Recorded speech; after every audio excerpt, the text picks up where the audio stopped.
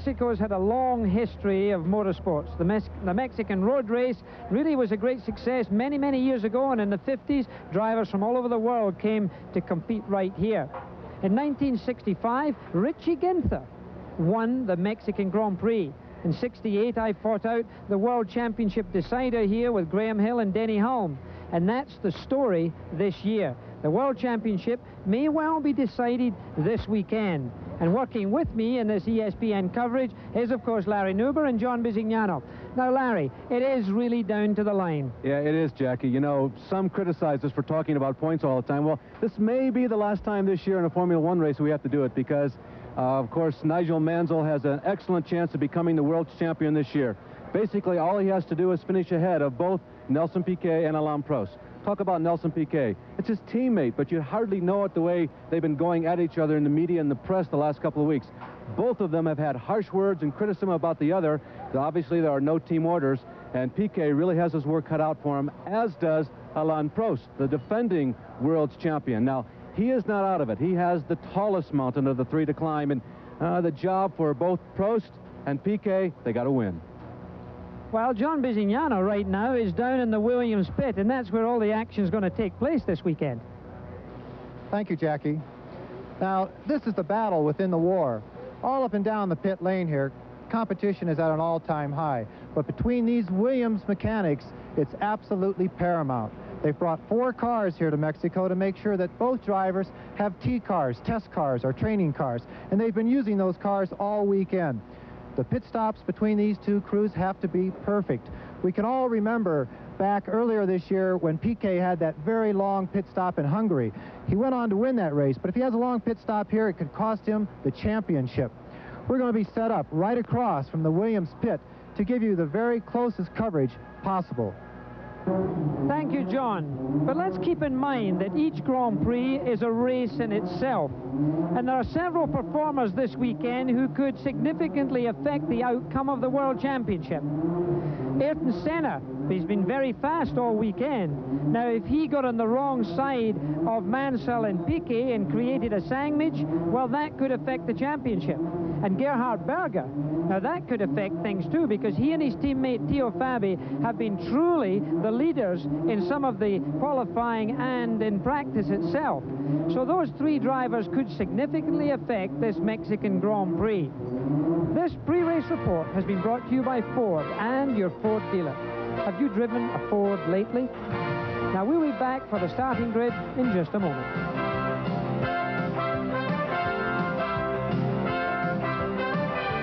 Welcome back to Mexico City. The green flag for the pace lap has just been shown. It's 80 degrees here.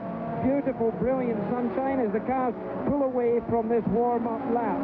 Let me go through the starting grid for you. Ayrton Senna is on the pole. Alongside him, Nelson Piquet of Brazil. Then the man who's leading the World Championship is Nigel Mansell, 3rd fastest, with Gerhard Berger 4th. Riccardo Patrese is up in 5th with Alain Prost, still a contender in the championship. Could win this race even, is 6th fastest. Derek Warwick is 7th. Patrick Tambay with a Ford engine, the American Haas entered car, is 8th. Theo Fabi is 9th fastest. And Alio is 10th. Then goes Keke Rosberg, Michele Alboreto, Renny Arnoux, Stefan Johansson, Alan Jones is 15th. Martin Brundle is 16th. Johnny Dumfries, Jonathan Palmer, Philip Streff, Danner, Butson, De Cesaris. Rothengatter is not in the race because he had a big accident yesterday and had to withdraw. He's okay, but the car could not start. Nannini, Genzani, and Berg. That is the starting line. Now let's have a look at the World Championship standings with Larry. Well, Jackie, obviously everybody's been talking about it. Nigel Mansell comes in with a 10-point lead, and to put it in its simplest terms, as we mentioned at the top of the show, if he can finish ahead of Nelson Piquet, his teammate, and Alain Prost, he will win the points championship. To be precise, Piquet is 10 points behind, Prost is 11 points behind. Remember, the first and second positions are worth 9 and 6 points, and then from there on back, 4, 3, 2, 1. And the other factor that's important, Jackie, for our viewers to keep in mind is that Mansell, because of that complicated formula, has to finish 4th or better to get any points at all. Prost has to finish 5th or better to get any points at all. Well, Well, right now, John Bisignano is down in the pit before they get round here for the start. John, you have something for us. Just very quickly, Jackie, thank you. On the McLaren car, between warm-up and the race, they had some problem with the fuel cell. They went to fill the car with fuel, and there was a leak in Keke's car. Ferrari is okay. First time they've been okay all weekend long. Williams, perfect. Lotus, perfect. Craven says the only problem they have is that the caterer did not deliver the sandwiches. The crew is very hungry down here. They're very hungry all weekend, actually. Arrow, they put in higher gears because they're going to be running more boost. Goodyear says that all teams are running C's, except, very important, Mansell has the left rear on a B, and both PK's rears are B's. Now, quickly watch. Rosberg is stopped over a slick part of the track for his starting position. There may be a lot of wheel spin there. Back to you, Jackie. Well, the cars are coming round now. The final corner, it's a 9-degree banking. It's the corner that this racetrack has been named after, actually, because Ricardo Rodriguez got killed on that very corner here in Mexico City. Jackie, the biggest factor this week, the track is extremely rough. And all of the drivers, late yesterday afternoon, were talking about being fatigued already after 2 days of practice and qualifying. Well, of course, keep in mind that it's 7,000 feet in altitude here, so therefore there's a lot less oxygen in the air. The drivers will get tired. The cars are now coming under starters' orders. Keep in mind that the red light will not come on, and you can see at the top right-hand side of your picture, the red light will come on when everybody has come to a stop and is in position. 10 seconds or less after the red light comes on, we will get a green for the start of this Mexican Grand Prix.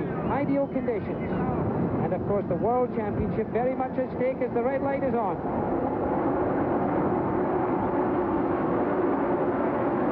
Mansell.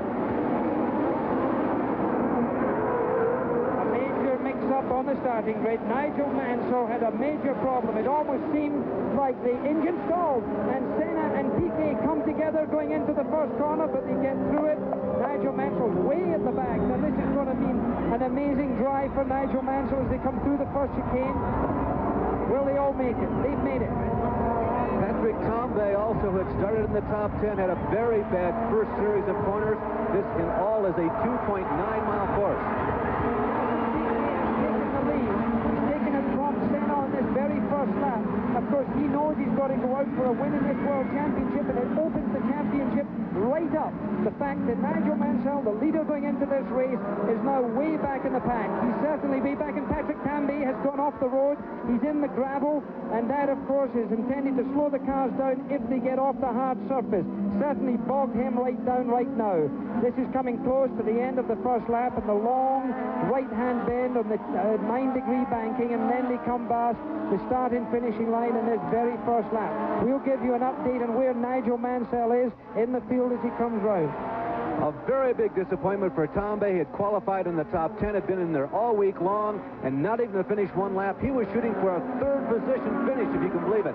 Here is the fastest turn on this course. As Jackie told you, it's at a 9-degree banking. It's about 470 meters, almost 500 meters around there, and boy, do they sail. And this picture gives you an idea how quickly they come out, and Jackie is looking for Mansell, and here he comes. Jackie, what do you got on him? 18th position I've got. He's in 18th position at the end of the first lap.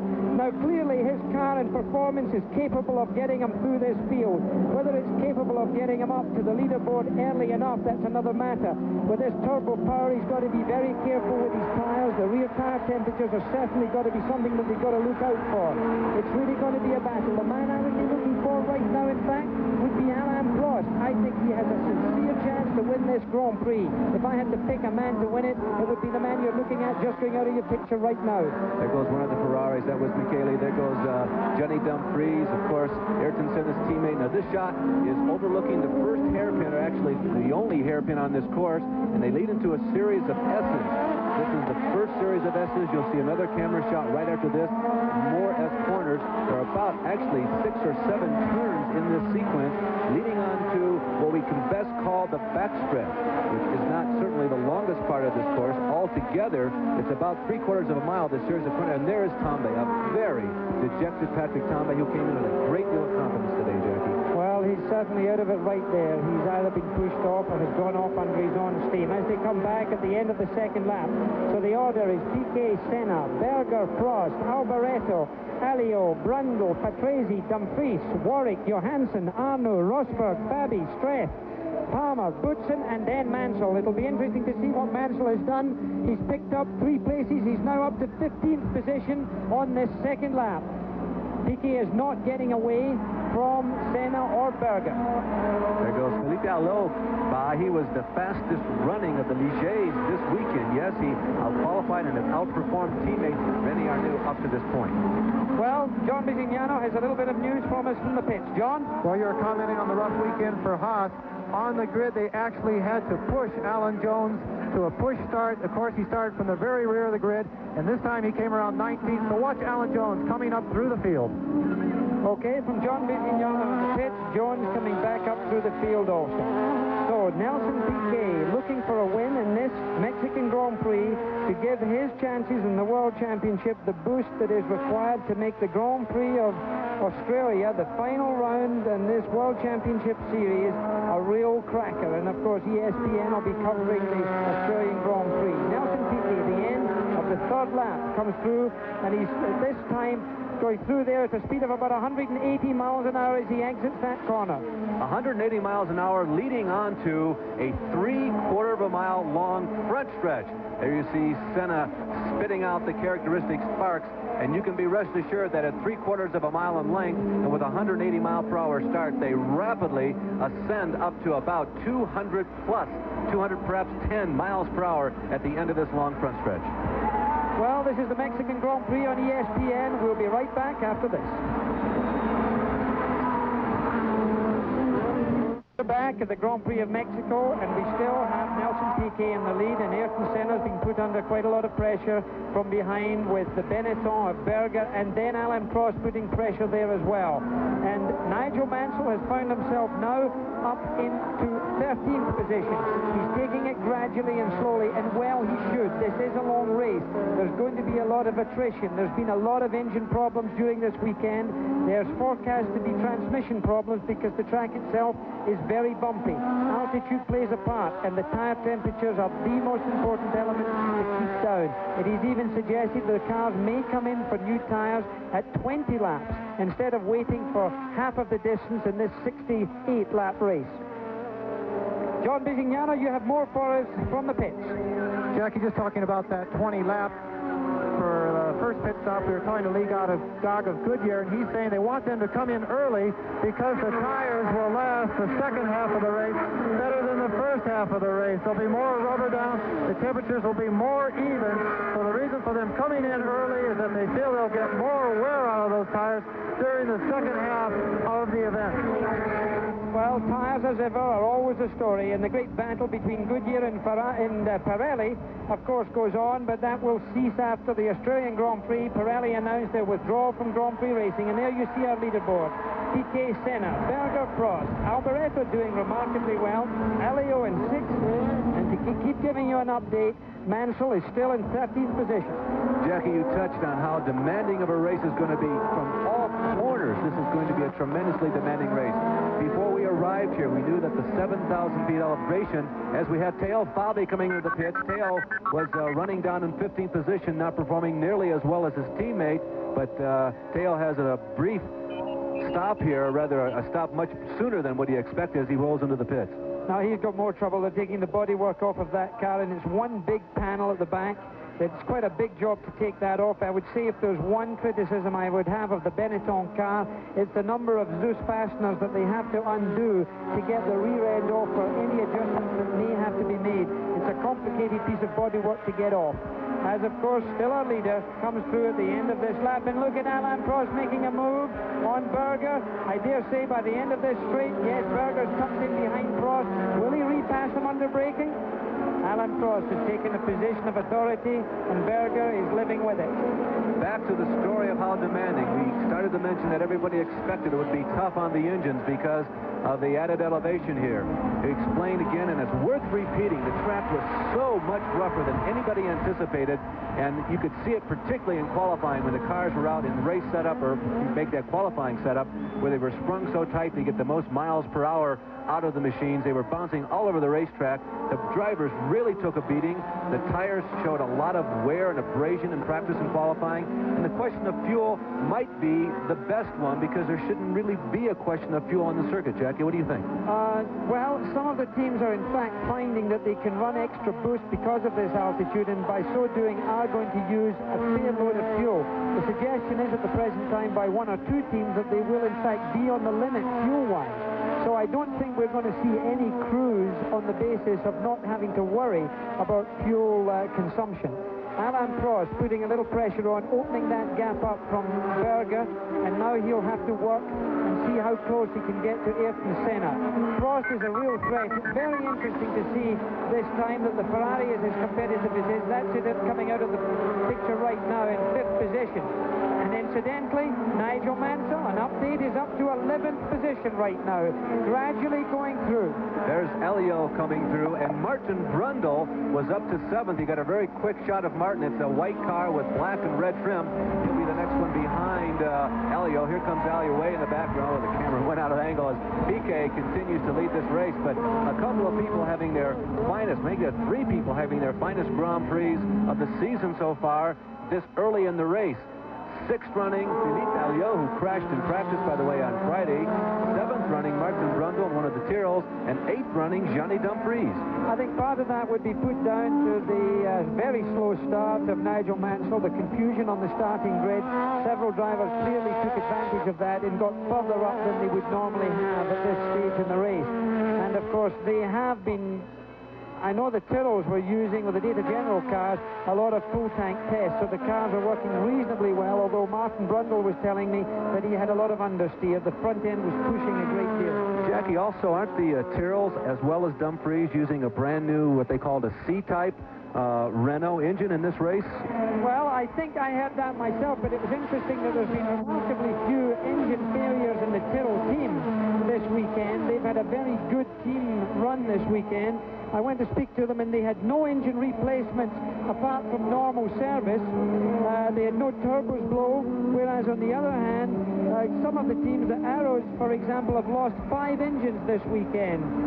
And so have Ferrari changed 5 engines, but really what takes the cake was the tag team have changed 7 engines. Well, this Mexican Grand Prix is being led by Nelson Piquet, the man in quest of the World Championship line, second, and there is that Streff being pulling off the racetrack, and one of the Data General cars being pulled off the racetrack here. Clearly an engine problem. We were just stating that they had had a very clean experience of engines this weekend. Spoke too soon. Here are the Mexican Grand Prix, and we'll be back.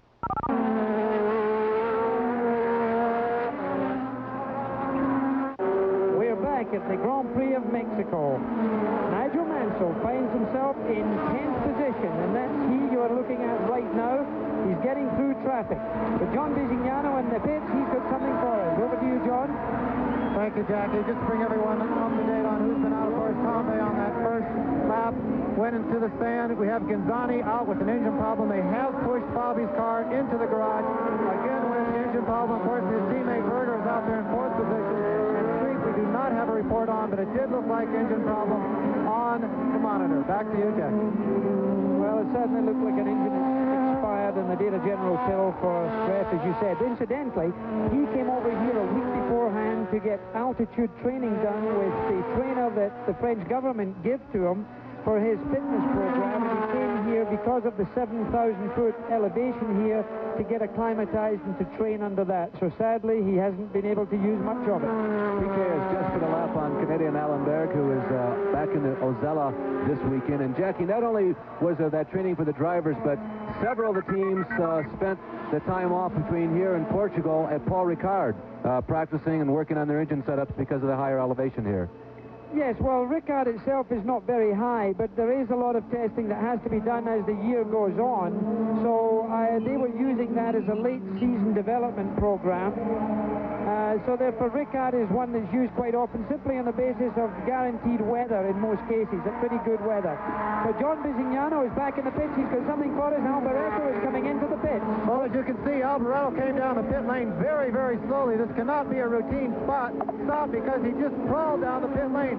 The engine is shut off, and Alboreto is getting out of the car. A terrible weekend for Ferrari. They threw up all kinds of engines all weekend long, and now Alboreto is out of the Mexican Grand Prix. Well, that's too bad. They have, in fact, changed 5 engines. They've thrown 4 turbos, my information tells me, although the Ferrari chief told me that all of the engine changes were for no mechanical deficiencies. They were merely for service. Now, I can hardly believe that. Michele Alboreto very displeased with Ferrari this year.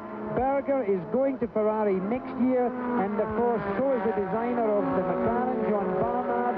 So perhaps we can expect a better performance from them in 1987. Let me run down the top 10 for you. Nelson Piquet, Ayrton Senna, Alain Prost is 3rd, Berger is 4th, Alboreto was 5th, so now up to 6th. To 5th place comes Alio, then 6th place now will be Martin Brundle, then Johansson, then Rosberg, and in 9th place, Nigel Mansell. Moving up as we watch Alain Prost, just another word about that Ferrari situation. As you mentioned, Jackie, since the last race, Berger has been confirmed, and apparently Mr. Ferrari is still very upset with Nigel Mansell, that man right there. Nigel is coming into the pits. More on that in a minute. Well, John, are you in the pits there? We got it. We're right in front of him, just across. It's a very quick pit stop. They're using 3 men on each car, and he's out of here. Spinning all the way out to the pit lane and accelerating down that long straightaway. Jackie, they're coming in very, very early. Jones just made a regular tire stop, too, but this is very early. Well, it's only 12 laps early. That's hardly possible to consider. He really must have chewed up his tires coming from way back in the field as he was in 18th position to get into 9th position. Clearly must have taken a great deal off of his tire performance. In fact, he's now going very slowly. Using much too much of the curves. He's obviously paying more attention to the race car, the setup, maybe the tires he has. Nigel Mansell does not look like he's driving a well machine right now. Now he begins to pick up the speed, Jackie. But interesting, the intrigue that's going on inside that team. The battle of words between Nigel Mansell and Nelson Piquet. We will not forget that Ferrari story, but let's keep our eyes on Mansell and see exactly if he's making progress. Now, keep in mind, this is the slowest part of the racetrack, but he doesn't look like he's up to speed yet, Jackie. No, it certainly doesn't. He looks a little bit ill at ease. Of course, his physical condition this weekend has not been good. He has, as the good saying goes, Montezuma's Levengean. Yeah, he's been really doing a quick step to the toilet almost after every 5 or 10 laps in practice and qualifying, which must have seeped a lot of strength from him. He said he felt much better this morning. Yesterday he was dreadfully ill with it. Not that that has anything to do with his performance this far in the race, because clearly he's driven a very good and hard race. That tire stop, however, and now he completes that lap. Now, maybe for more on that, we could get it from John Bisignano. Jackie, you're talking about the quick step to the men's room. Both Nigel Mansell and the Swedish driver Stefan Johansson were running towards the men's room with only at the 3-minute mark before the start of this race. So obviously they are not in the physical condition that they wish for this Grand Prix. Alboreto is out with a blown turbo. Okay, so the cameras continue to record the situation of Mansell, who, because of that pit stop, has now dropped back into 17th position. So he's got a lot of driving ahead of him, and that would suggest the chances are he will have to make one more tire stop in this race. At least one more tire stop. We'll also use this picture to put a period on the Ferrari story. Mr. Ferrari is still very upset with Nigel Mansell. It is true that Mansell had signed a piece of paper to go racing for Ferrari next year, and the latest word is that Mr. Ferrari has said that Nigel Mansell will never, ever be offered a ride in a Ferrari again. He feels as though that he was treated improperly by his prospective driver. Nigel, of course, making the decision to go back with this team and stay with Williams. Well, I I would have to say, just as an observation, that Mr. Ferrari in the past has not been completely reliable either with regards to his promises for drivers. I'm one of the people who can vouch for that situation. I respect Mr. Ferrari enormously for what he's achieved in racing. He is truly a living legend, a man who has got recognition around the world for not only his racing achievements, but for his wonderful motor cars. He is, however, a very difficult man to work for, and the situation that Mansell is having with him now, I'm afraid, is somewhat consistent to the type of politics that are involved in Ferrari's racing program. Nelson Piquet having no such trouble with politics or race cars right now. You see him moving up to put a lap on Alan Jones. Alan Jones is another one of the drivers who had some optimism toward leading to a possible sixth-place finish here today in Mexico. But right now, Piquet is beginning to move up on him. And Nelson Piquet has led from the very early stages when he got around fellow countryman Ayrton Senna. And again, just to remind you, this is a 2.9-mile course. Right now, they're in the midst of one of the three straightaways. The longest straightaway on this course is the front stretch. It's about 3/4 of a mile. Right now, Piquet is leading up toward the hairpin. It looks almost like the boot of Italy, as a matter of fact. And there is either Nannini or De Cesaris. Looks like De Cesaris, Jackie, I think, who apparently has gone off course. Well, he certainly was offline. Nannini. It is Nannini. And incidentally, Prost is getting very close to Senna. That isn't him there. That is Keke Rosberg. But Alain Prost is closing up tightly on Ayrton Senna. Johansson, incidentally, has traveled from 11th position with the rather confused grid departure to 5th position right now. So Stefan Johansson, who of course will have to leave Ferrari at the end of this season because he's been displaced by Berger, and it looks at the moment that he's favourite to go to McLaren. That's the rumours that are travelling around the gasoline alley area at the present time. Jackie, my favorite rumor of this racing year, maybe of the last 5 racing years, is they may be looking at an American for that other McLaren seat, and he may have been a recent Indianapolis 500-mile raceman. I don't know if we should use his name or not, eh? Well, I've heard the same rumors that Danny Sullivan is talking to McLaren. That is, of course, nothing privé. That's been discussed, and certainly it would be interesting on a sponsorship basis for an American driver to get into a top Formula One team, and of course for Danny, it would be a very nice situation to be in. Keke getting hard on the binders there as he tried to move underneath Alliot. Which he did. Yeah, which he did get underneath, and that is for position. Rosberg commandeering, let's see, it must be as high as 5th position. The Olivetti computer scoring has only shown Keke in 7th, but it had Alliot in 5th, so that is 6th. So Alliot has dropped back and Keke has moved up. All right. So I think Keke's now in 6th position. Keke Rosberg, the man whom I personally felt would win at least 1, maybe 2 Formula Ones this year, has announced his retirement. He's got only 2 more chances to win, this one in Adelaide. Yes, I rather thought the same as you was. I thought that he would manage to get a win. And there's a big battle going on right there with Senna and Prost. A little bit of carving going up there as they go into the final corner here around this Ricardo Rodriguez Autodromo in Mexico City for the Grand Prix, and we'll be right back.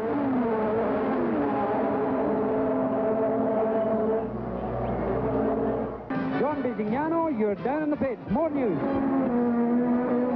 John, are you there? John Bisignano, are you in the pits, and can you hear us? Yes, we can finally hear you. We're having several cars in the pits right now. It's Arnoux who's coming out, fitting the tires and going down the pit lane. Just before that, we had the young British driver, Johnny Dumfries, with Team Lotus in for his first pit stop. Now, everyone down here is set up for pit stops. As I look down the road, we can see McLaren, Ferrari, Williams, Lotus, Olivetti, Brabham. They're all ready to go for pit stops. It's going to be very, very busy. It's a wide pit lane, but still, it's going to be very busy and maybe a little dangerous when they all start coming in.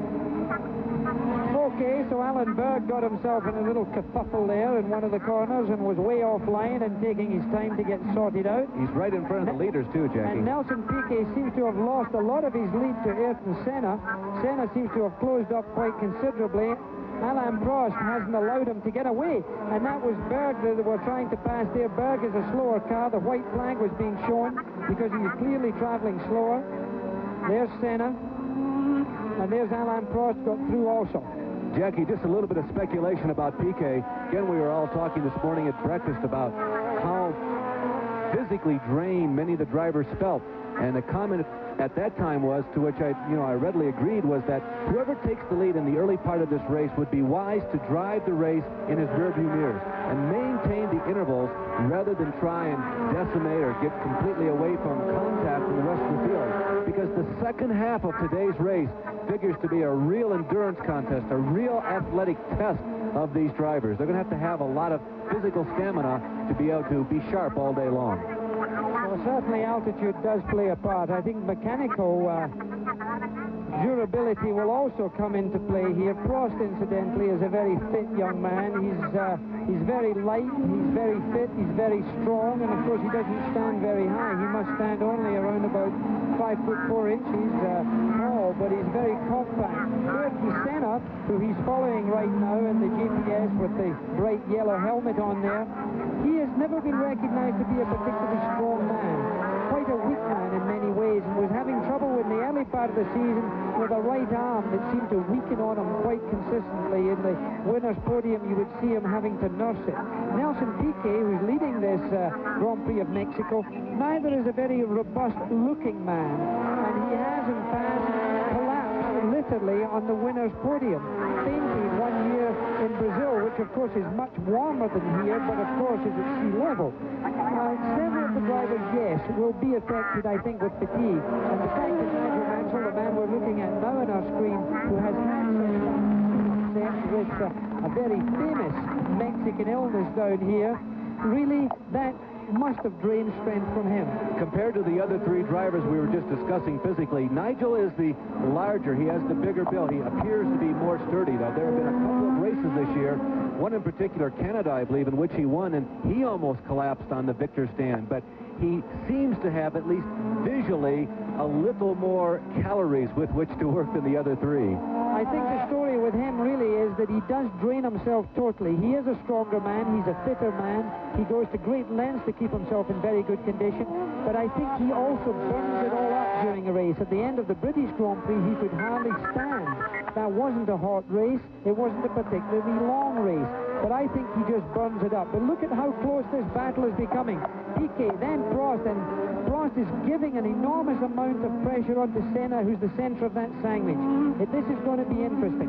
Jackie, I really believe, as I look at the three of them, Piquet going by Senna and Prost, that at least one of the three of them is probably not showing everything he has. It has to be on their minds, all the various factors. Perhaps one of the more complicated in terms of potential factors we've had in about 4 or 5 races. I'll bet you that one of them is not showing all of his hands. No, they're definitely driving within the abilities of the tires, first and foremost, and secondly, fuel. So you're not seeing those drivers driving at 10-10, so to speak. They are driving in controlled conditions. Let's run through the top 10 after 20 laps. Nelson Piquet takes the lead, and they're now coming up behind some back markers as I interrupt here. Ayrton Senna, you see on the screen now. I thought he may be under a little pressure from Alan, but Alan's dropped back a little bit there. Let me just go through these top 10 for you. Nelson Piquet and Ayrton Senna first and second. Alain Prost is a good third. Berger hasn't let them get away. He's fourth. Johansson remarkably come up to 5th position from 11. Keke Rosberg is 6th. Alio is 7th. Brundle is 8th. Warwick now has come onto the leaderboard. He's up there, and Boutsen is 10th. Jackie, a little statistic that at this point early in a 69-lap race with 22 laps complete, it doesn't mean anything, but it's interesting speculation. If the race were to end right now, Nigel Mansell would retain the lead, 70 points, accumulating no more today. Piquet would move to 1 point. He would have 69, and remember, every one of his points for the rest of the season will count. And Prost will still be in it, but he would be 7 behind. He'd have 63 points, and he would just about have to win at Adelaide in order to win points. Well, we'll keep you updated on the World Championship point standings as we go through this Grand Prix. The three men clearly in contention here. Alain Prost, who's coming from behind in a funny sort of way. He's the underdog. The real favorite, Nigel Mansell, clearly had a problem at the beginning of the race. And then Nelson Piquet with 2 World Championships already behind him, with that little bit of maturity perhaps. He was starting with a 10-point deficit on Mansell, but in second place. So really, he's taken the bull by the horn. He's leading this Grand Prix of Mexico. Senna is not letting it go, although Senna is no longer in contention with the World Championship. Jackie, we mentioned that war of words between the Williams teammates as we continue to watch Senna running second and Prost right behind him in third. How do you assess that? I mean, to sum it up, Nigel Mansell was reported this week as saying, well, my teammate, Nelson Piquet, is a sore loser, and nothing would delight me more than to beat him. Piquet countered with, well, Nelson, or rather Nigel, has been lucky this year. He will be pressured into mistakes this weekend at Mexico, and I will take advantage of them. First of all, you think there was a mistake at the front of the race? Difficult to say. The car may not have been in gear correctly. It may be that it's semi-stalled in the pickup because the turbo lag can cause a lot of trouble at the starting grid. And I'm surprised actually that there haven't been more very slow starts by the leading group this year, because those turbos are difficult cars to get off the line. So that's one element. I think that could have been put down to a driver error, but without hearing the driver's opinion on it, it would be difficult for me to say. It could jump out of gear. I've known that to happen. So I think that would be my first observation on that. But Nigel is wound up. There is no doubt about that. And when you've won 2 World Championships, it really isn't quite as much pressure to win that third one. I did come to Mexico in 1968, and there was a 3-way tie almost for the World Championship. And I know what the pressure feels like. It isn't good. Nigel's going through it for the first time. The other man, Piquet, knows what it feels like. In the meantime, John Bisignano's got something he's got feelings on. Thank you, Jackie. You were mentioning about exactly what happened to Nigel Mansell on the start. It is very hard to find out exactly what happened until we talk to Nigel, but I was standing just above him on the pit wall. When the light went green, there was absolutely no tire spin whatsoever, and there were very furious movements in the upper shoulder of Nigel. From what I could ascertain, the car was out of gear. He got it in gear. There was everyone behind him. There was pandemonium trying to avoid him, and then once he was in gear, of course, he got off quite quickly. The engine was revving smoothly the whole time. So as near as I could tell, Jackie, it was not either in gear or certainly was not in the proper gear. Okay, thank you very much. That's what it looked like from up here also. Just to give you an update, Mansell has now climbed this weary ladder back up to 11th position. We're at the Mexican Grand Prix. It's ESPN, and we'll be right back. This is Jackie Stewart along with Larry Nuber and John Bisignano. It's the Mexican Grand Prix. You may have been having a little volume troubles and interference with our commentary, which unfortunately we do apologize for. We are trying to remedy it, and we hope that we'll be able to bring back the quality that you would expect. This Grand Prix is still being led by the picture that you see right there. Nelson Piquet, Ayrton Senna, and Alain Prost. These 3 drivers driving almost in formation. From time to time, they close up on each other because of back markers and traffic. This corner that they're going round right now is extremely fast. They exit the corner. There's a timing light there that they're exiting at about 182 miles an hour. And that's where there's been a couple of incidents this weekend. There's a bad bump going into that corner, and Keke Rosberg suffered from that little bump and got the stability wrong, and of course lost control. Alliot had the same problem, and then Rottengatter had a big accident there yesterday where he solidly came into contact with the wall and totally destroyed his Zach Speed car. An update on Nigel Mansell. The crazy ladder for Mansell, because he was having such a poor start in this race, obviously having the car either out of gear and certainly not getting off the line correctly. He was way back in 18th position in the first lap. He came up, was doing very well, had to come in for tires, went back down to 17th position, and he's now up to 9th position. The leader in the World Championship with only 2 races left to go, including this one. Again, this race will go 69 laps. We've completed 26 laps, and none of the leaders has come in for rubber yet, and we kind of anticipated that. Now, there's a very good possibility in regards to pit stop strategy that it might have been part of Williams' strategy to include 2 stops for fresh rubber, figuring that many of the others would go the distance on just 1 set of tires, thereby potentially giving the 2 Williams cars fresher tires for a longer period of time in this race. Alain Prost was putting his hand up. I think you'll find that Alain Prost may be coming in for tires on the next lap. He was waving to his pit as he passed. I think that will be the indication. In the good old days, when you were about to come into the pits, you raised your hand. Pre-radio. Just to let you know, or the pit to know that you were definitely coming in. And as I said at the beginning of this race, Goodyear anticipating that they may be getting their leaders in after 20 laps. Well, the cars have now done more than 27 laps, and they haven't come in.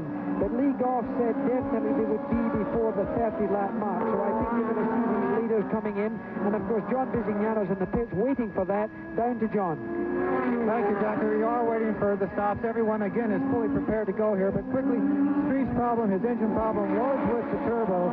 Alan Jones has been in 3 times to the pits, and what happened was on his second pit stop for tires, they switched the front tires left to right, right to left. That means that they were scrubbed in the wrong way. So he had to come back in and have them reversed. He is also having high water temperature problems. That's somewhat of a disastrous mistake for a pit stop and a pit crew to make. Back to you, Jackie. Well, Alain Prost has still not come into the pits because he has passed the pit lane exit. Let's see if he raises his hand this time. There's something going on there. Did he raise his hand, or am I misreading that? You are definitely correct. Prost is trying to signal his pit crew about something. He has kind of backed off a little bit from Senna. Obviously nothing going wrong with the car. He continues to be just as competitive as ever. Berger has moved in a little bit on the 2 of them, although Gerhardt is probably running a pretty good race. He's been parked there, and as you can see, none of them have lost sight of the leader. Now, Jackie, just to also put in perspective this race, the practice times from this morning, which, as we have talked about many times, are often indicative of what people can do. That man right there in the Benetton car, the green Benetton colors, was the fastest driver in practice this morning at almost 123 miles per hour. Alain Prost was second, so it's not so surprising to see him up there. Ayrton Senna was 3rd quickest, not so surprising to see him up there. Ironically enough, the 4th fastest this morning was Stefan Johansson, who started way down in 14th position, and the 5th fastest is Nigel Mansell. Well, I think the big thing is going to be the question of rubber. And the Williams Honda is using more rubber than the car of Prost or Senna. Keep in mind that Berger is, in fact, on Pirellis. Now, there, Prost is going into the pits. There is Prost going into the pits, so John Bizignano will be down in the pits. John, perhaps you could call us through this pit stop. Down to you. Thank you. We can see him coming through this very slow chicane they have. A chicane at the end of the pit straight to slow the cars down, but actually accelerate on the brakes. Up to the McLaren people. He's pulling on them. He's telling them to come right on into the brakes, into the brakes. Up goes the car. 3 people again on each corner. 1 tire going right out into the pit lane. He's running after it to make sure that on acceleration that the car, it's a little bit slow on getting out, but it looks like somewhat of a fast pit stop, and he was really accelerating up the pit lane. What was the time on that, Jackie? It was an 11-second pit stop, an 11-second pit stop, which is not the fastest in the world, but neither is it the slowest. It was masterminded, as usual, by Ron Dennis, who, of course, is the man in control of McLaren International. And this is a beautifully organized team. Prost drives for a very good organization, and Ron Dennis, of course, was a mechanic himself, knows the nuts and bolts of the business, and runs a very tight ship. It's Prost now left to try and make up lost ground. You can expect, of course, to see Nelson Piquet coming in for tires, as you will also expect to see Ayrton Senna. It is interesting that, of course, these 3 leading drivers historically have been well recognized for their smoothness. And by driving in such a smooth fashion, you do not burn up or get the tire temperatures up quite as high as a more erratic driver. You saw Prost suddenly move that steering wheel back and forward. That was to try and induce a little bit of understeer, to scrub the front tires, to take the top coldness off them, and to try and bring the tire in. Incidentally, Ayrton Senna has now done the fastest lap at 1 minute 20.595, which is a new lap record for this newly constructed racetrack. And look at how close Senna is to Piquet. Every time this year, talking about brand new track records, with the exception of 1 race, I don't know if it was Hockenheim or what, Jackie, but we've had a brand new qualifying record, a brand new race record, and a brand new fastest lap of the race record. So 1986 has certainly been the year of speed. Now, let's talk a little bit about the strategy that the first 3 might be employing. Alain Prost, if you go back historically, you think, well, that's probably it. He is probably planning on the 1 pit stop. Traditionally, he has very outstanding in nursing a car around for the final half, final two-thirds of a race. Now, with the distance that both Piquet and Senna are getting out of this first green flag, and here comes Piquet coming in. It figures they will only have one pit stop. John Visignano's down in the pits and will be on top of Nelson Piquet's stop. Thank you. We can see him again coming very slowly through that chicane, but he will actually accelerate up. Should mention that Boutsen in the Arrows cars also had a pit stop. My Lord, he's accelerating up there on the brakes. He's almost locked up. He has locked up. All the front and the rear. Up it goes on the jacks. You can see him with say brakes on, brakes on. He has to hold the brakes as they undo the tire. He's spinning the rear. Still there's a problem, but he is out of there. My gosh, one of the mechanics almost had his hand under that left rear wheel trying to grab more. Or bolt was right behind him. He has Keke Rosberg and Marlboro McLaren going right back up there. Everyone clears out of the way with Ferrari. It's a very good lane. They are looking down to see if the Ferrari's coming right in. Off go the tires. Right rear, front rear, left rear, a little bit of a problem. Keke's spinning it. They're saying, put on the brake, Keke. Brakes on. We can't get it tight. They put on the brake. There is a problem on that left rear. These are agonizing seconds for crew, management, and driver. Keke Rosberg's got to be going absolutely crazy. Only 2 Grand Prix left in his career. The car's down, and he's out. But I'll tell you, that left rear crew, they were not happy. That car went out of here. They were looking at each other and at the wheel. We don't know what the problem was. We'll try and find out. Alan Jones very slowly coming up the pit lane for the 4th time. Well, that was a 24-second pit stop for Keke Rosberg, but the man really in focus in this race was an 8.31-second pit stop for Nelson Piquet. So the Piquet pit stop went absolutely to plan, could not have been better regimented by this Williams team, and of course that will pay dividends for him. Ayrton Senna has yet to come into the pits, so we can expect fireworks in the pits for him. He's under pressure, but he is leading the Grand Prix of Mexico. In second place right now is Berger, and you can see him, the green car, just coming into our picture now briefly. Senna, of course, driving the John Player. The yellow helmet of this young 26-year-old racing driver, who will not be world champion this year, but I think everyone can forecast with confidence that he will be next year or the year after. Of course, next year he will be upon Honda Power, because that's something that's going to occur. John Visignano, you've got more followers from the pits. Yes, I do. It is Johnny Dumfries. Everyone was thinking Senna would come in. Remember, Dumfries had an early pit stop, very early in the race, 12 laps, I think you said it was. Johnny Dumfries, a clear pit stop, out with on his second set of rubber, third set of rubber for this Grand Prix. Okay, so a little false alarm in the pits there. These black cars come in. It's very difficult to spot as they come along. Jackie, Keke Rosberg, or Alain Prost is slowing, and I think he's pitting. I think it was Rosberg. I'm not sure that the left rear went on properly, but one of the 2 McLarens slowed on the course. They were in this picture right here about 3 corners ago, and now it's missing. Well, let's wait and see what happens here. It may be Rosberg, because he wasn't very happy. Here he comes down. It is Rosberg. Car number 2 coming into the pit lane at a very reduced speed. There's no massive acceleration there. When he went out, I thought that he was revving the engine pretty hard. He's got a puncture. His left rear has a puncture. So he's got a flat left rear.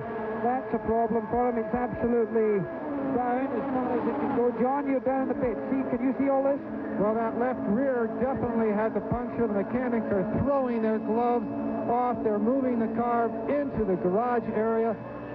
We will go down there and try and find out exactly what happened, but that left corner was having problems before it ever went back out of the pit. They were unhappy to let the car back out on the racetrack, and it only did 1 lap. Back to you, Jack. Okay, so Nelson Piquet is the man in the center of your picture, and he, of course, is fighting his way back up. Ayrton Senna still leads this Grand Prix. Berger is second. Johansson is third. Piquet is in fourth. But keep in mind, they have not been in the pit. So the story here in Mexico City continues. It will be a dramatic race as the race continues. There has even been a suggestion that there may be a sprinkle of rain as the afternoon progresses. So that could bring another dimension to this. So therefore, I think we're expecting Ayrton Senna to come into the pits. While we're waiting him to go around this racetrack, let me quickly give you the top 10. Senna, Berger, Johansson, Piquet, then Prost, then Warwick, Patrese, Mansell is in 8th position, Alio and Boutsen with the USF&G Arrow is up to 10th position. They've had a very unhappy weekend of the USF&G team. They've blown 5 of the BMW engines. BMW have had a wretched year of engine reliability, and it has again plagued this team. So it is nice to see Boutsen up there in 10th position. There's a lot of speculation about whether Boutsen is going to go to the Benetton team next year. Of course, this is the musical chairs period of Grand Prix racing, where the driver changes are just announced. If Senna is coming into the pit, it will be in a few short seconds from now when he enters this 180-degree turn here, called after Ricardo Rodriguez. Is he coming in? Yes, he is. He's coming into the pit. So here, the John Player Special, the leader, is coming in and should be in sight of John Visignano in a few short seconds. John, down to you. Thank you, Jackie. We're waiting for him to come up the pit lane. Again, he's accelerating all the way up the pit lane and trying to get him stopped. He's almost going to go by. No, he does get him stopped. We thought for sure he was going to slide on by, but those brakes did hold. Bob Dance up there in the front telling me to keep those brakes on. Very quick. I think that could have been the quickest pit stop of the weekend. We didn't have a watch down here. Jackie, how did it look up there time-wise? It surely was. 7.71 seconds has our record for the weekend here. Very slick stop. Only a matter of 1 second faster than, of course, Nelson Piquet. Keep in mind that, of course, you've got to take into account coming into the pit, how fast you go through that tight little S's before you actually come into view in pit lane. That's why the cars are accelerating so quickly. And through our screen, some of our audience may think John's getting a little excited about the speed of approach there. Our camera position is very misleading. Those cars are accelerating up to about 120 to 30 miles an hour in the pit lane. So the concern of the team that he may overshoot is a very real one. We're in Mexico, and we'll be right back.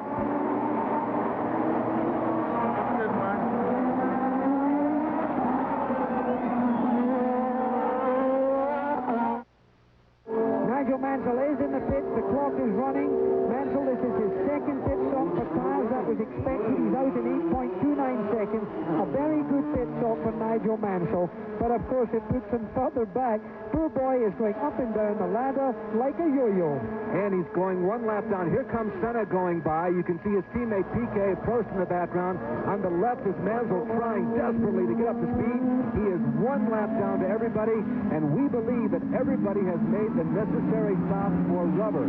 That extra stop that Nigel Mansell made, Jackie, I don't see how that could have been strategy. It seems now to have been much too early because he didn't go that far on that set of tires. If it had been a planned stop, I would have expected him to go another 15 laps before coming in again. No, I'm sure that the reason for his stop was that he had driven so hard and so aggressively to come from 18th position to try and catch the leader that he clearly had to put too much pressure on his tires, and that would not be easy for his tires to live up to. Let's find out if there's more information on that from John Visignano. Well, Jackie, we went down to the McLaren pit to try and find out what happened to Keke Rosberg's car. You know that they've been a little bit difficult all year long getting information from, but as near as we can tell, it was only a puncture on that tire. Keke Rosberg got out of his car, threw the gloves all the way across the garage, had a bit of a heated discussion with team manager and owner Ron Dennis, and walked out of the garage area. We could not see any other damage to the car. They could not tell us a thing. We must assume that Keke Rosberg, in his second to the last Grand Prix ever for him, had just a bit too much here in Mexico. Well, we call it throwing a wobbly. And it seems that Keke did throw a wobbly. Now, there are different colors of wobblies. There's purple wobblies, there's blue wobblies, and there's red wobblies. Easily the worst is a purple wobbly, and I think that might have been it today. I'll bet his wobbly was a McLaren red wobbly. We're watching the Mexican Grand Prix, but the final Grand Prix of 1986, the one from Australia, will also be on ESPN. We have followed this story all year long, and we will certainly put the final period on the final chapter for the race for this year's championship. That race will be in Adelaide, Australia, where the course is partially run through the city streets and partially through a very scenic park. It's a 2.347-mile course. Ayrton Senna, along with Keke Rosberg, are going to be trying to have great final races. Senna just missing the points championship, and Rosberg looking for his first and only win of 1986. Well, the race is fast and furious. There is Gerhard Berger. You can see the good television coverage we're getting here from Mexico. And you can see the oil on the front of his helmet. If you see his helmet there is darker over his fancy Benetton colors as he comes through there. You can see a lot of oil also in the car helmet of Patrese, who's driving the Brabham. The story also, incidentally, for you aficionados of the sport is that Gordon Murray, the designer of the Brabham team, has taken leave or has left the Brabham team, has gone to the south of France, where he has an old house that he is going to rebuild, and has really dropped out of the motor racing scene at this stage. Whether we'll see him back is another thing. But Gordon Murray, one of the great innovators to Grand Prix racing, had a wretched season with his very low-slung Brabham, didn't work at all, and frankly he has chosen to go elsewhere. We're doing the Mexican Grand Prix, and of course with ESPN we'll be returning.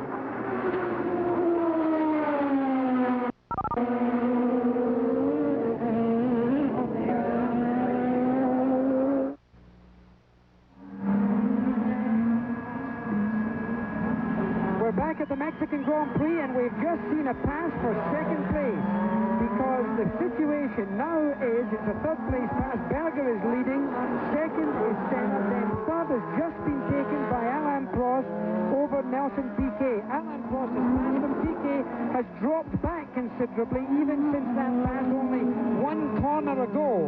Now this could be significant in the race. It's certainly drawing away at great speed from Nelson Piquet. This is a major issue in the World Championship, because this could change the complexion of the whole championship if Piquet is in trouble. John DiGiannano is down in the pit. John, do you have anything for us? Yes, Jackie, a couple of updates. Number one, the Brabham of Derek Warwick is out of the race with a misfire. He was coming into the pit. It looked like a routine pit stop, but then all of a sudden the car started misfiring very badly. They took the rear bonnet off. We're going to try and get an interview with Derek Warwick. Also, we had Danner into the pits with the USF&G Arrows. That car made a very quick pit stop. Alan Harrison down there leading the crew. And also his teammate Terry Boutsen has come in. Now, I believe all the Goodyear teams have stopped, and now some of the Pirelli boys are beginning to set up. We'll try and get an interview with Derek in a few minutes.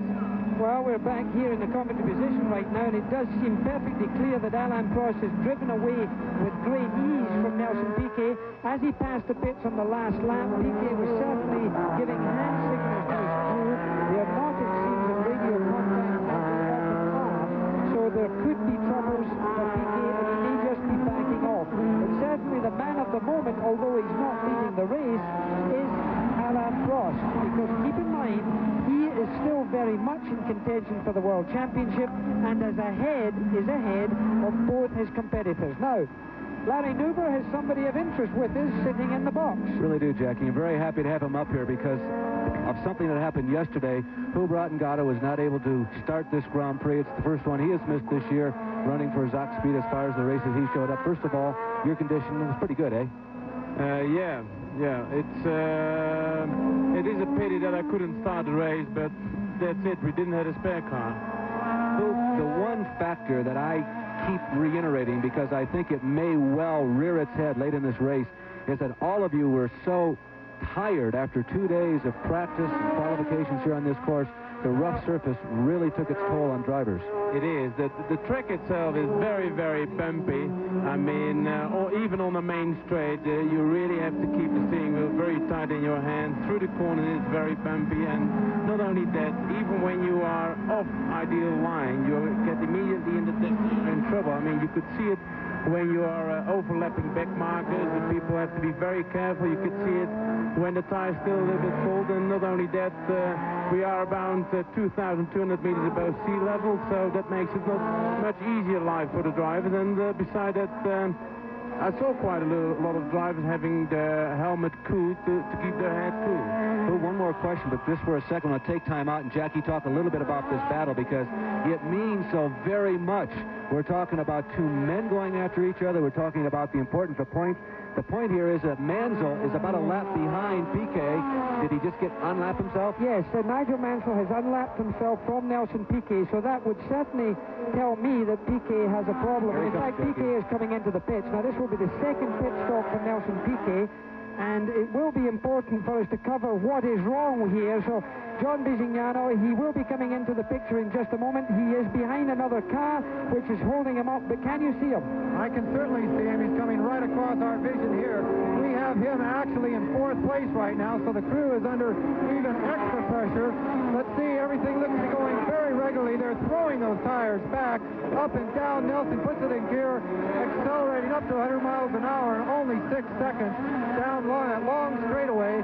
Also, out of the pit, Nannini in the Minardi. He was not as quick as the Williams pit stop and will be joining the race behind it. Well, just a little more than 8 seconds for that pit stop, which is consistent to his first pit stop. But certainly something was wrong for him. So I think the answer is that Nelson Piquet had a handling problem. He thinks it's tires, he hopes it's tires. But as we look at Gerhard Berger, let's go back down to John Bisignano in the pits.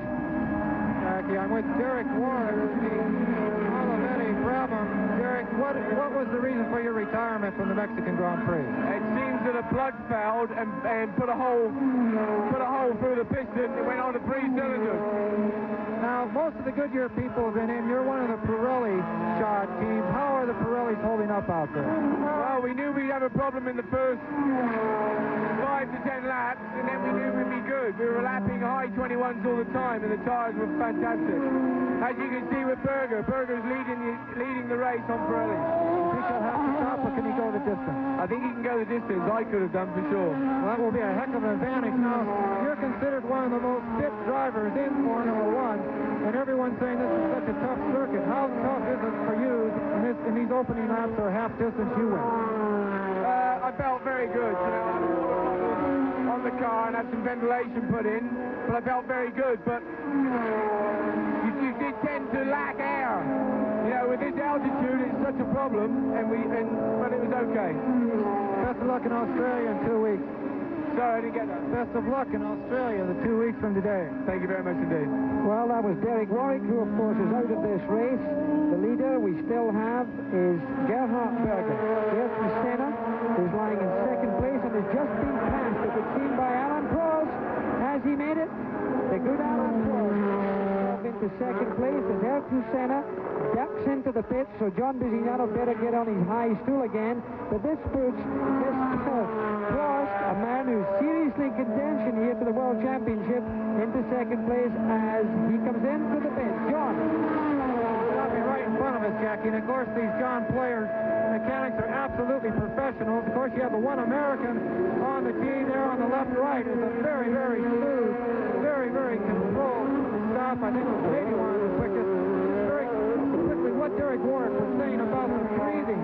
The drivers were having problems breathing on this circuit, and the altitude wasn't helping. They were trying to figure out how to remind themselves to breathe, and finally someone came up with the suggestion to blow out. And by blowing out, you have to cause the reaction to suck the air back in. And that was what the team manager's final instructions were to each driver on the grid, was to make sure that they have enough air going down these long straightaways and through the corners. Okay, well, certainly Ayrton Senna got a breather while he was in the pits there. You don't get much time to breathe. The pulse rate would certainly be up around about 180, I would suggest. We got on the very fast corners. I was racing, I would get up to 200, which sounds ridiculous, but it was electronically monitored, and certainly the pulse rate was terribly high. So with the altitude here, the effort going into it from a driver's point of view is something quite serious. There was some speculation at the beginning of the race that some of the drivers were taking oxygen, and it was being looked at by the officials whether this was a safe thing to do. My medical advice was that it was in fact okay for them, but it would be a very, very short benefit. Well, Hoop Roddengather is still with us, and Hoop, before we heard the comment from Derek, you had suggested to Jackie and me, so you had at first that you thought the Pirellis could go the distance. Now, is this something that you had picked up along the pit lane before the race began? No, because I know that Pirelli specialized themselves a little bit in this to make a race tire which will last the whole race. And secondly, when you were watching the race in the beginning, I think Berger drove a very tactical race by leave the fight to struggle over to the first 3 and stay in 4th position and keep your tires in a good shape. And I think he's getting now a return for money. He's your pick to win this one then, right?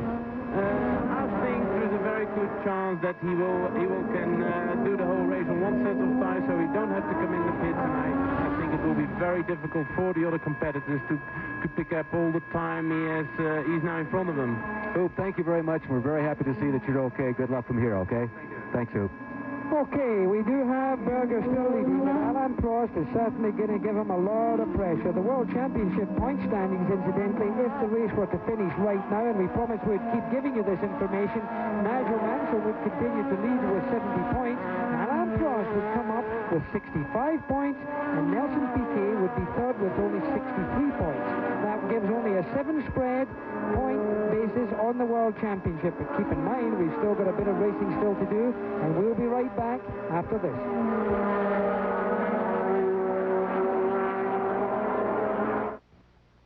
We're back at the Mexican Grand Prix, and troubled days it is for the Williams Honda team because Nelson Piquet is pulling into the pits. John Bisignano is down there. Are you with us, John? Again, we're set up right across from the Williams team. These boys have to be tired. Their third stop, they get absolutely correct there. A very quick one. He seems a little bit slow in his acceleration out of the pit lane. He was in 5th place, but he did take it slow going out. Jackie, I have an observation for you that several people are making down here. Now, the Austrian driver currently leading this race has not stopped for tires. Next year, the normally aspirated cars will not be stopping. They can go the distance without a tire pit stop. The leader has over 30 seconds and has just lapped the 5th place car. What advantage do you think that will give the normally aspirated cars next season not to be able to have to stop? Jackie, he wasn't out that long, but when he came in, I'm sure the right front was blistered. Well, I think the answer to your question, first of all, is I think they will be competitive next year with normally aspirated cars, but that's another story right now. Just an update as we go here. After 52 laps, the top standings are Berger is leading, Prost is second, Senna is third, Johansson is fourth, Piquet was 5th, but of course no longer stands in that position, so Patrese will be 5th, then Alio comes up after that, then Nigel Mansell's got himself into 7th position now, then Alio, then Jonathan Palmer, down to De Cesaris, Bunsen, Arno, Dumfries, Brundle, Danner, Nannini and Berg. Now, the cars out of the race, Ghinzani, Tambi, Alboreto, Streff, Fabi, Warwick and Rosberg. No accidents so far, all drivers in good condition, so it's been a safe Grand Prix of Mexico this far. This Thursday, October 16th at 8 p.m. Eastern Time, 5 p.m. Pacific Time, you'll see live college football here on ESPN. Murray State versus the University of Akron. And of course, the University of Akron is getting attention like it's never had before in its history because head coach Jerry Faust has moved over from Notre Dame to Akron. Jerry originally a coach at the almost immortal high school, Cincinnati Moeller High School. Moved over to Notre Dame University before going to Akron this year and is trying to pump some new life into that program. And one added attraction to this broadcast, we will be live in the locker room with Coach Faust. Well, Akron's under a little bit of pressure right now because Berg is actually running in Pirelli tires, and of course Goodyear comes from Akron. Goodyear have won every Grand Prix this year so far, so there'll be a few people paying attention to this in Akron as well as, of course, down in the pits itself. We're at the Mexican Grand Prix, and we'll be right back.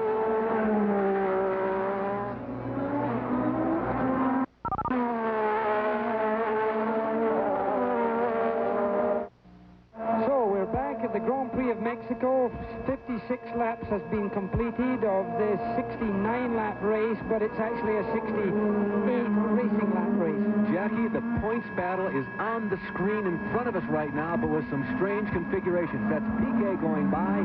He is slipping backwards, or so it seems.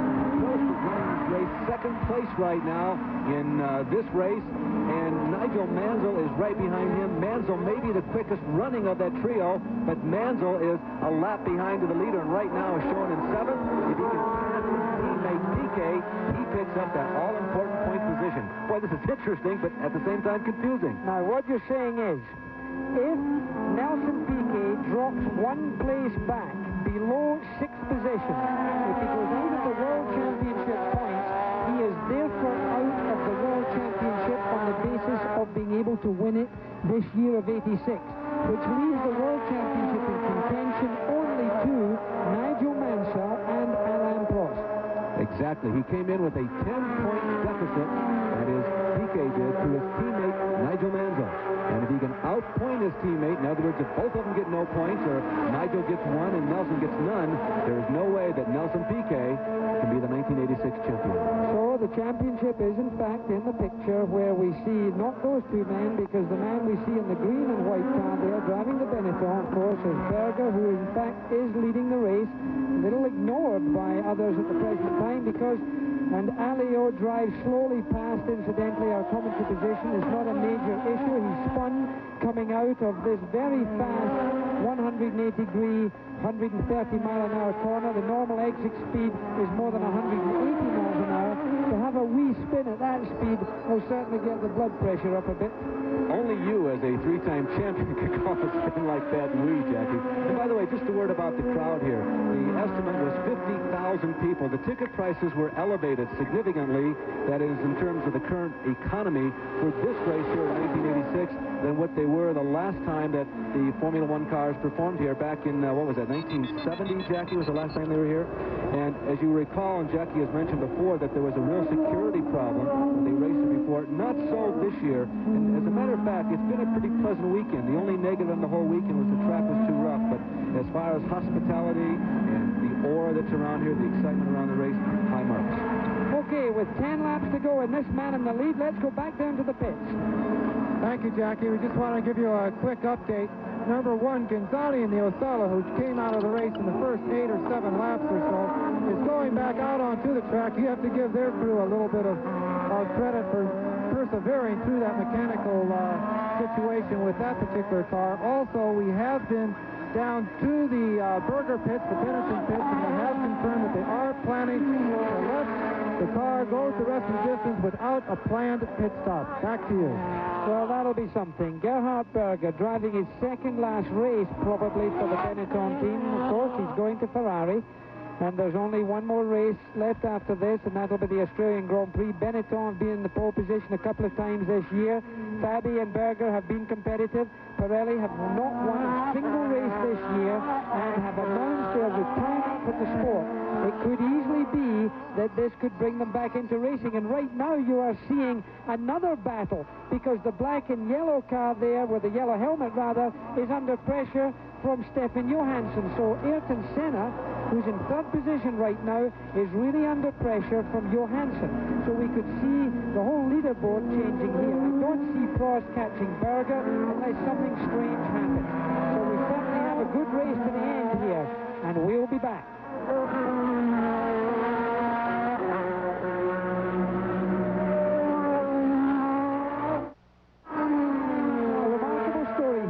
Mexican Grand Prix. Certainly the Grand Prix has shown us a lot of pit business. There's been a lot happening down there. And of course, right now we're looking at a battle for third and fourth position between Johansson, who's trying to get up and pass Senna. Senna, who was in pole position for this Grand Prix, lying in third place right now behind Gerhard Berger and Alain Prost. So the World Championship is now going to be contested in Australia between Alain Prost and Nigel Mansell. However, Piquet is still holding on to that sixth position, so the speculation that we were giving you earlier is still in play, with a matter of only 8 laps to go. And also keep in mind, Jackie, the sixth place will not do it for Piquet. Sixth place is worth only 1 point. That puts him 9 behind Nigel, so that gives him a tie. But there's a real complicated scenario that if they tie in points, you go down to the best finishes, and because Nelson has won, or rather Nigel has won more races this year, he would become the champion on the basis of the number of wins that he has had. It's a very complicated formula, but Piquet would really be at a deficit if he got 1 or no points here. Keep in mind, we've still got a few laps to go, and Grand Prix racing this year of 86 has shown right to the line that there's been the possibility of changes in the leading group. So this race is not over, and it never is until the checkered flag goes down. So this World Championship certainly is on the bubble. And look at this. Nigel Mansell has now posted the fastest lap at 1:19, which is an average speed of more than 123 miles an hour. That just shows you the spirit has not gone out of Mansell. Jackie, something that we have overlooked, it just hit me. Nigel Nigel Mansell has reached the maximum number of finishes that are allowed to be counted into the standings. Nigel Mansell will get no points for a 6th or a 5th. He has to finish 4th or better in this race to get any points at all. So that's the other part of the scenario that Mansell has to be aware of, that a 6th or 5th will do him no good. Well, let's wait and see what happens, because he's keeping someone else out of a 5th or a 6th place, which is important. John Bisignano is in the pits. Jack, I just want to let you know that the last time when Berger came by our position here, his engine sounded very, very bad. It was totally off song. We don't know if he was just backing off to try and save some fuel or what, but he was definitely off song.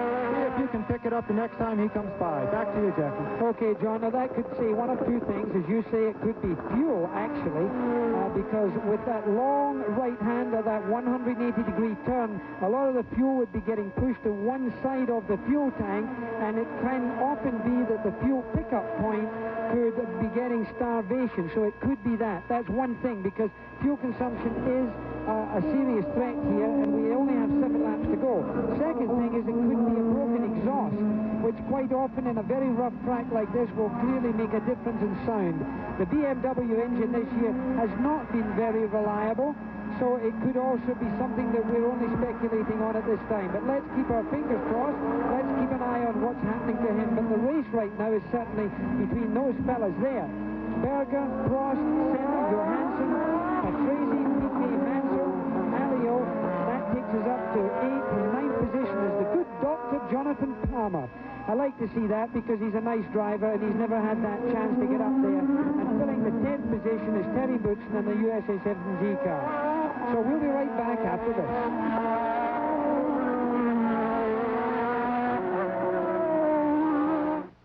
The picture you're looking at is with only 5 laps to go around this final big corner here. You're looking at a car doing 180 miles an hour right at that spot. Doesn't look like it through a long lens, but look at Senna looking in his mirror, paying great attention. There's a lot of attention being paid to those two cars. That's Nelson Piquet ahead of his teammate, and Mansell has just done another fastest lap, 123 plus miles an hour average, so Piquet must be keeping the pressure on. This is the World Championship you're looking at, and both of those drivers, although they're teammates, there's a great deal of, let's say, speculation within the team who would let anyone through if it came to push and shove. Jackie, at this point, do you suppose that both of them are aware that if Mansell gets by, Piquet is eliminated, or is it just too complex and too confusing to know at this point in the race from the cockpit? I think it's too confusing for them. I think they've got their mind locked firmly into the driving on hand, and I really don't think they're interested at all. They're purely driving this race. I'm sure they know they're 1 lap down, because they're a lap behind the leader. There's in fact only 4 people on the same lap, and Berger, of course, is the man who's leading that in this Benetton team. They've really come a long way, this team, under the direction of Peter Collins, who was at one time with the Williams team. He set another lap record, got up to 124 miles an hour, has Nigel Mansell, but he didn't gain anything on Piquet, so Piquet must be lapping and circulating at the same speed. Jack, go ahead, Jack. I was just complimenting this Benetton team. If they do win this race, it will be a climax for them of a tremendous season. They haven't actually announced that they've got an engine for 1987. There's a lot of speculation whose engine they may be using, but as of now, they officially do not have an engine. Oh, your race with blew. Stefan Johansson has blown what looks to be a turbo from what looked like being potentially a 3rd place finish. The car has caught fire at the rear end, so it is a turbo that has blown. And there's only 3 laps to go. He pulled off. How disappointing for him. The fire marshals are on the spot.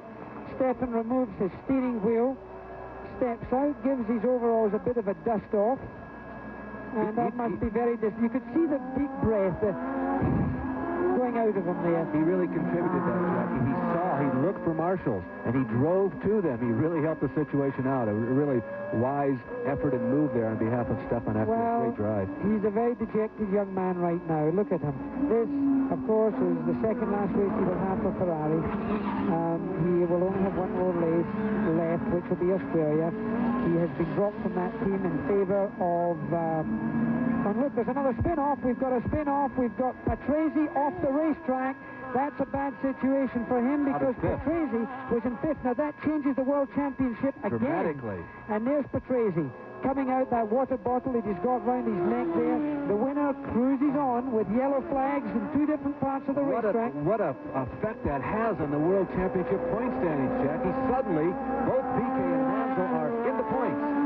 Well, we've got some experts in the pit here working on that very information, so we will give you an update what the situation is. In the meantime, let's go down to John Bisignano with only 3 laps left. Thank you, Jackie. We went down to the Benetton pit to find out what that misfire was a few laps ago because Berger's certainly running clear now. They thought that he was just slow shifting and backing off at that one particular point to try and conserve some fuel. As you say, the points are being all scrambled up here because of these last 2 retirements in the top 6. My question is, Prost was going to score 6 points if he held on to second place. But now everyone else is moving up the scale. It's Prost that I think is being most affected by this in the World Championship standings. Well, as you saw there, a very dejected Riccardo Patrese had got out of the car, was really showing a little bit of Italian disappointment there, as the Benetton, with only 2 laps to go, with the BMW engine on board, is running on Pirelli tires. He's got an Austrian driver, and of course he's got the multi-colors of Benetton, they say on their billboards, and certainly they have all the nations painted on there. Jackie, I'd like to make one comment. I'm going to step aside from the race for just a couple of seconds here because I know all Americans are aware that Jose Ligarza lives here in Mexico City. We have spent much of the weekend with Jose. He has been kind enough to be our unofficial host. He is recuperating, and the news is, by the way, he will go to Phoenix next week to try. That has not been released yet. This is the first time that has been announced publicly. It is not for sure that he will race, but if he can, he will. 1 lap to go, Jackie. Well, with only 1 lap to go, Berger has only got really about 3 miles of asphalt to cover, less than that right now, and there he is, Gerhard Berger, never having won a Grand Prix before, and the World Championship standings are truly remarkable. Let me just talk about this quickly. Mansell would have 72 points if it stayed the way it was just now, Prost 65 and Piquet 63, so by Jove will it be something in Adelaide. And there's the young man driving round now, praying and hoping that everything's going to stay in shape. Under the yellow flag, no passing allowed because of the incident on the outside of the track there, which was Johansson's. Jackie, can you remember the emotions inside the helmet for your first ever Formula One win? Ooh la la, I certainly can, and it certainly was an emotional experience, and it took me a couple of days to come down from that one. And I think it will also be for Gerhard. A tremendously good thing for him. Of course, the first Austrian driver to come along since Niki Lauda. Before that, Jochen Rindt. Austria has produced some great talent. And it's a great credit to this team also that they've been able to put this wonderful car together. And this is the final corner. We're looking for the checkered flag. He is coming round. The checkered flag has been rolled, and look at his hand in the air. And that is an amazing performance. There you see it. And look at the Benetton team here. Luciano Benetton himself is at this race. In fact, I was going to identify him for you there. He was standing up above his mechanics. So there the others cross the finishing line. And that indeed is something spectacular. And what an end to a race this has produced. There he is, and he's pulling down lap. The United Colors of Benetton certainly have brought themselves in front of 43 different countries who are picking up satellite television of this event. And we are now going to give you the order of finish, which we are just about to give you. We want to be absolutely certain of it because, of course, the championship points are very much at stake. Gerhard Berger, who has had the fastest lap in the race on 2 occasions this year. There have been many times when this car has shown the fastest straightaway speed. All season long, Gerhard Berger has been certainly one of the drivers that the Formula One fraternity has been looking at carefully. He has shown tremendous improvement, and it did seem like it was only a matter of time before he'd win a race. And how appropriate it is, he gets one for Benetton. This is the old Toleman team. The Toleman cars have finally won a race. In a matter of speaking, a great moment for this man who is going to move on in 2 weeks to Ferrari. And here you see the order of finish in the championship points. Gerhard Berger of Austria. Alain Prost finishes second. Ayrton Senna of Brazil finishes third. Nelson Piquet of Brazil also finishes in fourth. Nigel Mansell finishes 5th, and 6th is Alliot from France. And there you see the World Championship point standing, which is in fact something slightly different from what we have, but they are giving it just now, the Mexicans on television, saying that Nigel Mansell now has 70 points because he may have had to drop 2 of them, which of course is something that you would have to have a computer to work out right now, but it's the number of finishes per year. Jackie, Nigel needed a 4th or better to get points coming into this race, so I do believe at this point that is correct. Well, we'll be back to give you the official World Championship point standings in just a moment. This is ESPN at the Grand Prix of Mexico.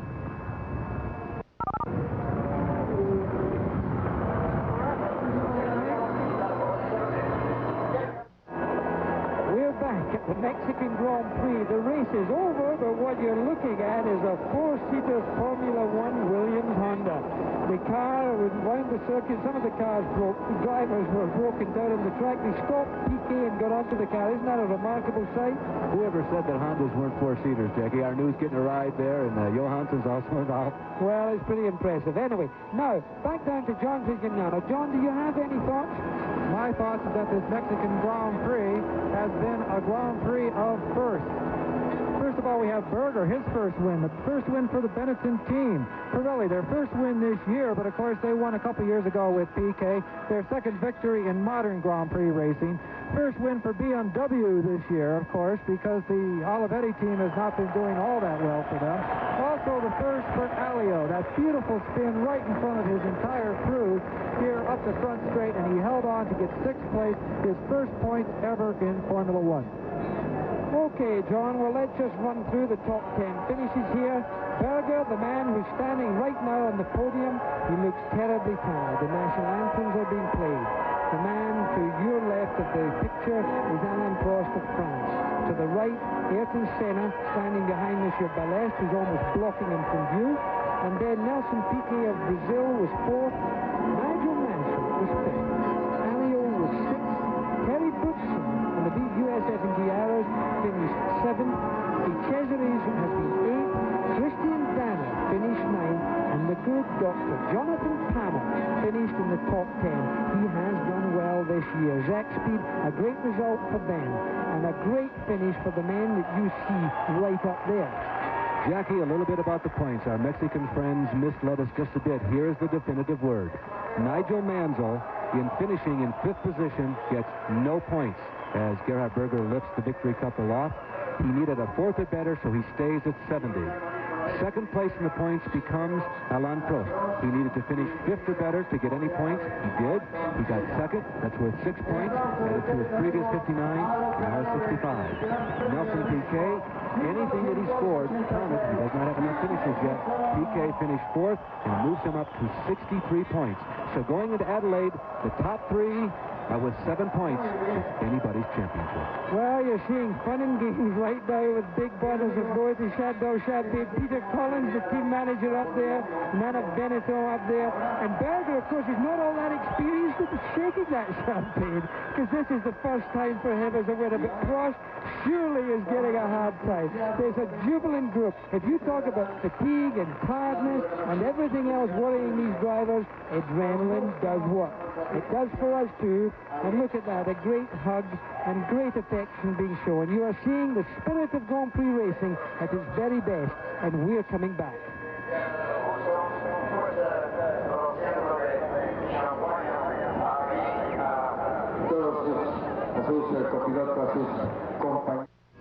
This is Jackie Stewart in Mexico City. The Grand Prix has finished. The winner, Gerhard Berger of Austria. Alain Prost was 2nd. Ayrton Senna was 3rd. Nelson Piquet 4th. Nigel Mansell 5th. Alliot was 6th from France. Boutsen 7th. De Cesaris was 8th. Danner 9th. Palmer 10th. Brundle, Johansson, Patrese, although he didn't finish the race, Nannini, Arnold, and